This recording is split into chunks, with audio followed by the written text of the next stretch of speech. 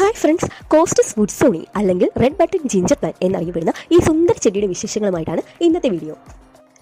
വലിയ കെയർ ഒന്നും ആവശ്യമില്ലാത്ത ഒരു ചെടിയാണ് ഇത്. ഇൻഡയറക്റ്റായിട്ട് സൂര്യപ്രകാശം കിട്ടുന്ന ഒരു ഷെയ്ഡിൽ നമുക്ക് ഈ ചെടി വെക്കാവുന്നതാണ്.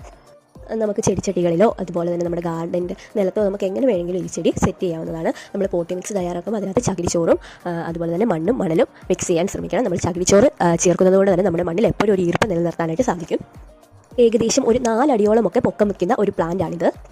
ഈ പ്ലാന്റിൽ ഓരോ പൂങ്കുലകളായിട്ടാണ് പൂക്കൾ ഉണ്ടാകുന്നത്. അതുപോലെ തന്നെ ഒരു പൂങ്കുലയ്ക്ക് ഏകദേശം 5 മുതൽ 15 സെൻറ്റിമീറ്റർ വരെ നീളമുണ്ടാകും. പൂക്കളുടെ കാര്യമാണ് എടുത്തു പറയേണ്ടത്. നമ്മൾ എന്നും ഈ പൂക്കൾ ഒരേപോലെ തന്നെ ഇങ്ങനെ നിൽക്കും. കുറേ നാൾ ഈ പൂക്കൾ ഈ ചെടിയിൽ തന്നെ ഇങ്ങനെ നിൽക്കും. നല്ല തേനുള്ള പൂക്കളാണ് ഉണ്ടാകുന്നത്. അതുപോലെ തന്നെ നമ്മുടെ ബട്ടർഫ്ലൈസിനെയും ഉറുമ്പുകളെയൊക്കെ ഈ പൂവ് ആകർഷിക്കാറുണ്ട്. ഇതിൻ്റെ പ്രൊപ്പഗേഷൻ്റെ കാര്യം പറയുകയാണെങ്കിൽ വളരെ എളുപ്പമാണ്. നമുക്ക് തണ്ട് വെച്ച് പ്രൊപ്പഗേറ്റ് ചെയ്യാം. അതുപോലെ തന്നെ വേരിൻ്റെ അടിയിലുള്ള കിഴങ്ങില്ലേ, അത് വെച്ച് പ്രൊപ്പഗേറ്റ് ചെയ്യാം. അതുപോലെ തന്നെ ഈ പൂക്കളിൽ തന്നെ വിത്തുകൾ ഉണ്ടാകും. അത് ഞാൻ പറഞ്ഞല്ലോ, കുറേ നാൾ ഈ പൂക്കൾ നമ്മുടെ ചെടിയിൽ നിൽക്കുന്നത് കൊണ്ട് തന്നെ